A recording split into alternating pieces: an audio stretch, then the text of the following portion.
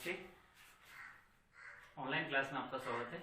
BCom first year का paper financial accounting में हम ब्रांच अकाउंट्स की बात कर रहे थे और इसमें अभी तक हमने दूसरा मेथड जो है डिपेंडेंट ब्रांच का स्टॉक एंड डेटर्स मेथड में पहला मेथड हमने कर लिया था कि जब माल लागत मूल्य पर हेड ऑफिस द्वारा ब्रांच को भेजा जाता है।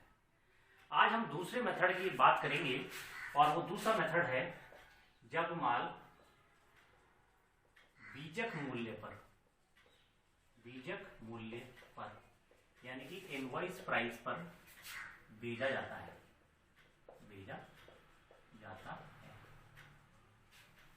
तो देखिए इनवॉइस प्राइस होता क्या है। मैं बोलूंगी कि कोई चीज कोई वस्तु 100 रुपए में खरीदी गई यानी कि उसकी कॉस्ट है 100 रुपए, उसमें 20% प्रॉफिट जोड़ा गया यानी प्रॉफिट हो गया 20 रुपए, 100 का 20% यानी 20 रुपए, तो उसका सेलिंग प्राइस हो गई 120 रुपए, यानी कि इनवॉइस प्राइस कितना हो गया उसका 120 रुपए। देखिए ऐसा हेड ऑफिस क्यों करता है इसे समझना है हमें। ये इसलिए किया जाता है कि हेड ऑफिस ने 120 रुपए में उसकी अकाउंटिंग करी, उस माल को भेजा और कहा कि 120 रुपए का आप इसे 120 रुपए में बेचो। यानी कि ब्रांच को ये पता नहीं चल पाता है कि उसकी एक्चुअल कॉस्ट क्या है और वो हेड ऑफिस यानी कि वो कंपनी या वो फर्म जो है वो कितना कमा रही है। यानी कि उसको आइडिया नहीं लग पाता इस चीज़ का कि उसे अपने और इनकम की या अपनी और प्रॉफिट की बात करनी चाहिए, अपने इंसेंटिव की बात करनी चाहिए या नहीं करनी। तो व्यवहारिक तौर पर ज़्यादातर जो कंपनी है वो इसी मेथड को फॉलो करती है, जिससे ब्रांच को ये पता नहीं लग पाता है कि उसकी कॉस्टिंग क्या है, यानी कि हेड ऑफिस यानी कि कंपनी जो है वो कितना कमा रही है। अब इसकी एंट्री कैसे की जाती है, अकाउंटिंग कैसे होती है, इसकी बात करेंगे, लेकिन पहले इसको समझें कि ये होता क्या है। तो मैं इसको समझाने के लिए आपको ये बता रहा हूँ कि अगर मान लो कोई कंपनी ने 100 रुपये माल खरीदा, 20% जोड़ा, 120 रुपये उसका सेलिंग प्राइस निर्धारित किया और इसी पर एंट्री चालू कर दी। तो अब देखिए इसमें दो तरह से आता है कि जब कि लागत में 20% जोड़कर भेजा जाता है,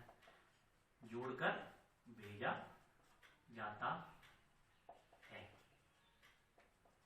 और एक बात होती है कि इनवॉइस प्राइस में 20% जोड़कर, यानी कि मैं इसको बदलूं सेलिंग प्राइस में 20% जोड़कर भेजा जाता है। यानी कि मैं इसको ऐसे कर दूं कि 25% कर दूं और यहां पर कर दूं 20% जोड़कर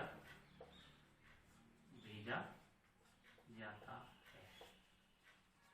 अब यहां पर बात यह है समझने की कि हमारे पास जो प्राइस दिया होगा वो ये दिया हुआ होगा, हमारे को ये नहीं पता होगा कि ये कितना है।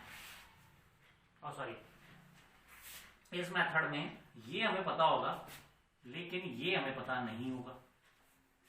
तो बड़ी सिंपल सी बात है कि सपोज करते हैं 25% जोड़ करके भेजा जाता है, तो हम क्या करेंगे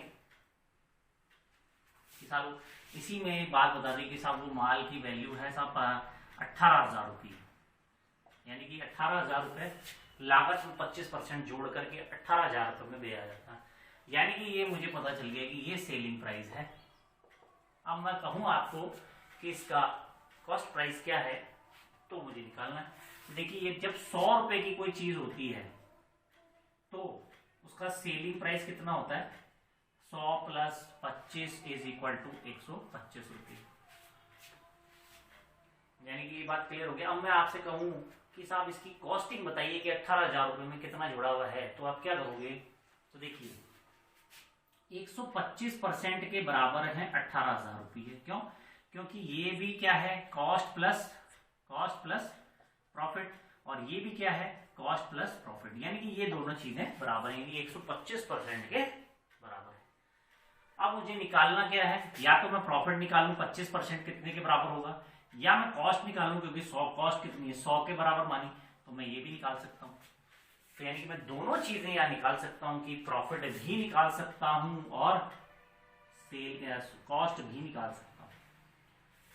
इसको निकालने का तरीका क्या है, गणित के माध्यम से जब बराबर के साइन लगे हैं तो हम इसको वज्र गुणा कर लें और मैं इसको जो है प्रॉफिट को x मान लूं तो मेरे पास क्या चीजें आएंगी निकल के कि 125 इज इक्वल टू 18,000 और 25 इज इक्वल टू x। तो वज्र गुणा यदि मैं करता हूं तो मैं कह सकता हूं x into 125 is equal to 18,000 into 25। तो x इज इक्वल टू कितना होगा 18,000 इंटू 25 डिवाइडेड बाई 125। 5 से इसको काटूंगा और इसको काटूंगा तो मेरे पास ये निकल के आएगा 5 दिया 15, 5 3, 5 3 30, 3600 रुपए।